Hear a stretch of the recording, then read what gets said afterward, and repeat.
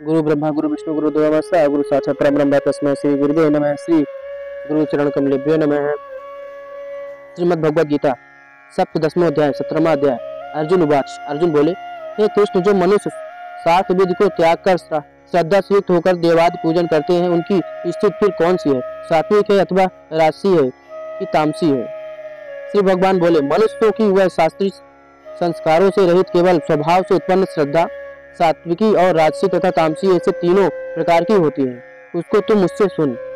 हे भारत, सभी मनुष्यों की श्रद्धा उनके अंतःकरण के अनुरूप होती है। यह पुरुष श्रद्धामय है, इसलिए जो पुरुष जैसी श्रद्धा वाला है वह स्वयं वैसा ही होता है।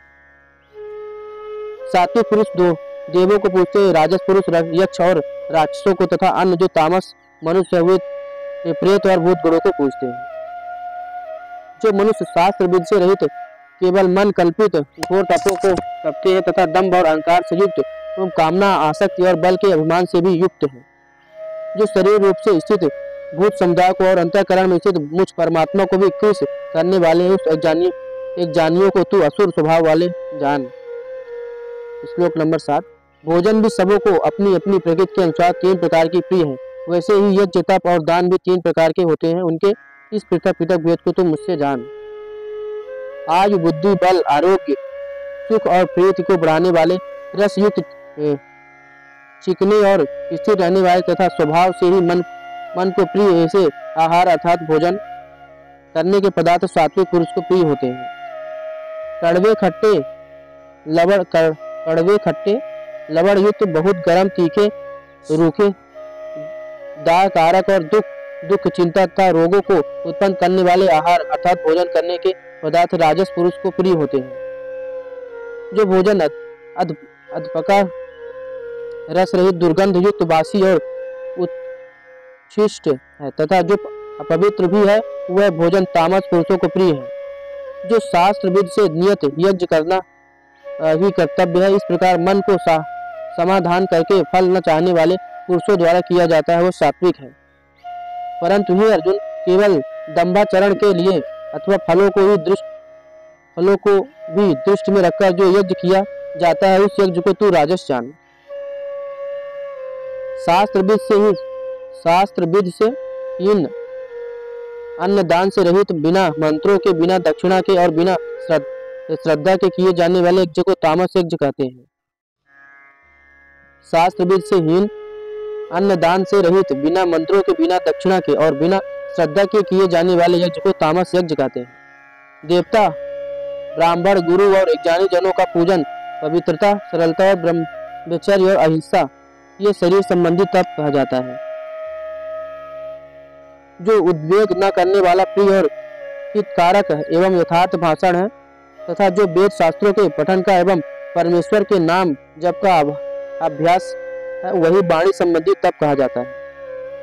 यहाँ गुरु शब्द से माता पिता आचार्य और वृद्ध एवं अपने से जो किसी प्रकार भी बड़े हैं, उन सबको समझना चाहिए। मन और इंद्रियों द्वारा जैसा अनुभव किया वो ठीक वैसे ही कहने का नाम यथार्थ भाषण है। श्लोक नंबर 16। मन की प्रसन्नता शांत भाव भगवत चिंतन करने का स्वभाव मन का निग्रह और अंतःकरण के भावों की भली भांत पवित्रता, इस प्रकार मन संबंधी तप कहा जाता है।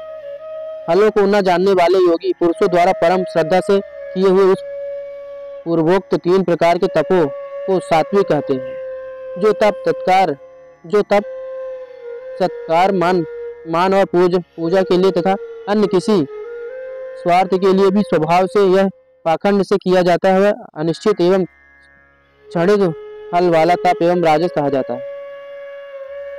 श्लोक नंबर 19। जो तप मूर्ता पूर्वक हठ से मन वाणी और शरीर की पीड़ा के सहित अथवा दूसरे का अनिष्ट करने के लिए किया जाता है, वह तप तामस कहा जाता है। दान देना ही कर्तव्य है, ऐसे भाव से जो दान देश तथा काल और पात्र के प्राप्त होने पर उपकार न करने वाले के प्रति दिया जाता है तथा सात्विक दिया जाता है, वो सात्विक कहा गया है। किंतु जो दान क्लेश पूर्वक तथा प्रत्युपकार के प्रयोजन से अथवा फल को दृष्टि में रखकर फिर दिया जाता है, वह दान राजस कहा जाता है। जो दान बिना सत्कार के अथवा तिरस्कार पूर्वक आयोग देश काल में और कुपात्र के प्रति दिया जाता है वह दान तामस कहा जाता है। ओम तत् सत ऐसे यह 3 प्रकार का सच्चिदानंद घन ब्रह्म का नाम कहा है। उसी से सृष्टि के आज काल में ब्राह्मण और वेद तथा यज्ञादि रचे गए हैं। इसलिए वेद मंत्रों का उच्चारण करने वाले श्रेष्ठ पुरुषों की शास्त्र विधि से नियत यज्ञ दान और तप रूप क्रियाएं सदा ओम इस परमात्मा के नाम को उच्चारण करके ही प्रारंभ होती है। तत् अर्थात तत् नाम से कहे जाने वाले परमात्मा का ही यह सब है। इस भाव से फल को न चाहकर नाना प्रकार की यज्ञ तप रूप क्रियाएं तथा दान रूप क्रियाएं कल्याण की इच्छा वाले पुरुषों द्वारा ही की जाती है।